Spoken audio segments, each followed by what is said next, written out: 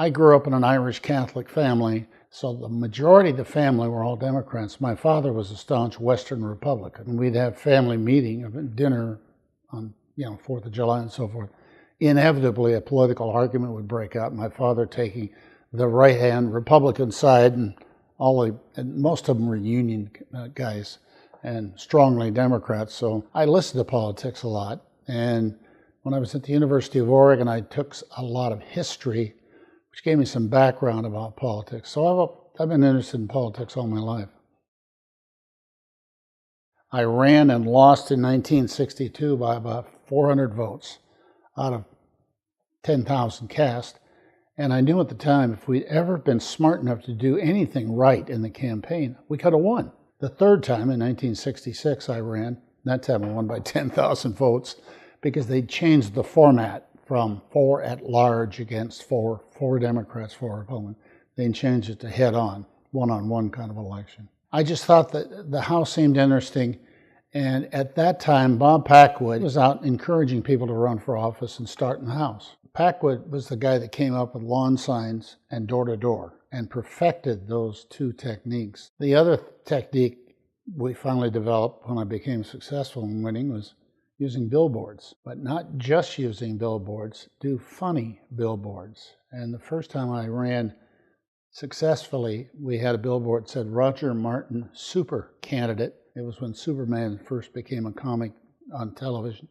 Had a cartoon picture of me flying over the top of the sign that said Roger Martin for the legislature. So I ran 2 years later and ran the most brilliant campaign, in my mind, that we'd ever run, and it was the year of the Goldwater Debacle. And no Republican won in Clackamas County, which is the county I was running in, including Tom McCall, who was running for Secretary of State. He did get elected, but not in Clackamas County. The counter to that was 1968, when Nixon gets elected president, and for whatever reason, the Democratic Party was in disarray nationally. And it was a head-on collision in Oregon. The Oregon Republicans won the House. We had, by the next session, we had 38 members to 22 Democrats. 4 years later, we lost the House totally to the Democrats because Nixon was then up to his eyeballs in trouble, and everybody was mad at the Republican Party, so we lost a lot of races by a very close margin. Sales tax is a common sense solution to Oregon's unbalanced finance problem. It dates back to the 1950s, and when Mark Hatfield was governor, he had a commission, and they studied the tax situation in Oregon, and they said you have a milking stool, 3-leg milking stool, you only have 2 legs. You got the sales tax, you got the property tax and the income tax, but no sales tax, so you're never going to have a balanced situation. I thought it was a pretty apt description, and it's still apt. The income of the state of Oregon, because we're so dependent on the income tax, is a skyrocket up and a skyrocket down. And we would get together at the legislature, we'd appropriate $10 billion, and all of a sudden the bottom would fall out of the economy. Oregon has to have a balanced budget. Now, the beach bill is fascinating. It had been introduced at the request of Glenn Jackson, who was the head of the then Department of the Highway Commission, was for the Department of Transportation. He had the bill introduced because historically, at least going back the beginning of the 20th century, the beaches were public property because they were our predecessor to Highway 101. They were the highway. And he thought they ought to be preserved and not encroached upon. And so he introduced the bill. It was not well written, and it was just sitting in a committee, not going anywhere. And all of a sudden, KGW, the general manager of KGW, Ansel Payne, went on Sunday night television when news was very prominent. People really watched it, and demanded House Bill 1503, or whatever the bill number was, no compromise. And so Monty Montgomery decided to take the bill out of the committee that was in the Transportation Committee and put it in a new committee that he formed with Lee Johnson, who was a lawyer, Jim Redden, the minority leader, a lawyer, and they made them co-chairs. And they put all of the coastal legislators, I think 4 of them from the Oregon coast on it, and 4 prominent Willamette Valley legislators who would tend to be pro. And the most fascinating political experience I ever had in my life happened. They had their first hearing. I was rooming with Lee Johnson. We were sharing an apartment. And I got a phone call from the Capitol, and he said, "Roger, go out and buy some beer. I'm bringing the committee over. I just adjourned it. All hell broke loose when we had a public meeting. We couldn't get anything done. Shouting, people, hundreds of people from the coast came up because they were convinced their property was going to be confiscated. And hundreds of others supporting the idea of saving the beaches descended, and it just was crazy." So he brought the whole committee over to our apartment. I went out and bought 2 cases of beer, and I was the beer tender for the most fascinating meeting I've ever seen, because these guys argued, shouted at each other, swore, made stupid and wonderful conversation, and finally came to a conclusion and a bill that came out of it. And it was a lesson to behold, and I didn't have anything to do with it other than watching it. I've always felt that lobbyists played a very important role. The lobbyist in Salem explains the issue that's being heard in a committee. And I say that because no legislator, no matter how smart they are, can ever figure out everything that comes before them in the legislature. A good lobbyist sits down and explains what this is about, why it's necessary. And I knew that from being a legislator, so I knew what that role was. I knew the process, which is very important for a lobbyist to understand what the process is. You know, how the committee structure works, who makes the decisions.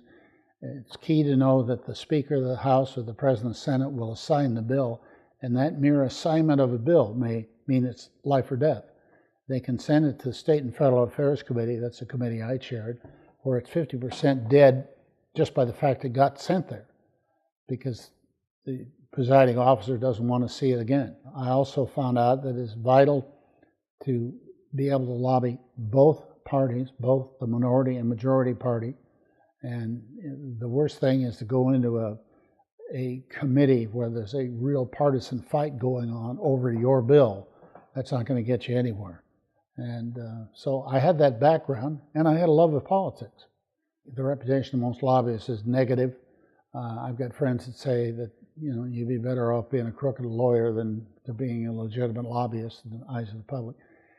The problem, and the misconception is twofold. Number one, I have no use for kind of the lobbying that goes on in Washington, D.C., where huge amounts of money are spent trying to influence legislators. Never has happened to the Oregon legislature. Occasionally somebody would try it and get totally blown out of the water. Best example was the bottle bill in 1969, or 1971. It had passed the House, it was over in the Senate, and the National Union sent a high-powered labor lobbyist out here, because the Democrats controlled the Oregon Senate, with the theory that he'll be able to influence them. And the guy shows up with a roll of $50 or $100 bills, a roll like this, and was trying to peel them off. And he tried that with one of the state senators, Betty Roberts, and she blew a cork, exposed him. The bill passed overwhelmingly, because the tactic had been to try to buy support, wrong thing to ever try in Oregon, and it passed the bill without a blanch after that happened. The executive branch was kind of split between Treasurer and Secretary of State and the governor, because they had a device called the Board of Control. And the Board of Control ran state institutions. And most of the boards and commissions in the state were appointed commissioners and approved by the state Senate, but they kind of ran the agencies without any direction from above. And that was not a good form of government, and we were able to change that. People realized that these boards and commissions were not functioning well, and there was a need to modernize government. The budget was growing. The legislature had geared up with new staff people, and staff people came in with ideas, and they would go to national meetings and find out what Delaware was doing, what Minnesota, what Ohio, what other states were doing, and we start to copy that kind of thing. And so a strong executive form of government in Oregon was what was necessary. Tom McCall had some brilliant people on his staff, people that really understood what needed to be done to modernize government. and they did a wonderful job of it. It's what Tom McCall ought to be remembered for and gets overlooked when we talk about the bottle bill, the beach bill, and land use planning. I think politics and government are totally essential if we want to maintain this great democracy we live in, this wonderful state we live in. We want to maintain that quality. It's the legislature that does it. I get perturbed all the time with my own children who know all about what's happening in Washington, D.C., and my son in Tennessee is a great example. He doesn't even know who his local state representative is, who lives about 4 blocks from him. Doesn't know anything about her, but he knows all about who his U.S. congressman is and who what's going on in the Senate. And the legislature in Oregon affects us twice or 3 times as much as whatever passes or doesn't pass in Washington, D.C. So I keep preaching to people, pay attention to what goes on in the Oregon legislature. It's important. It's important that young people become involved, and I'm all for young people getting in, and I'm all for, if you got a cause, speak out about it.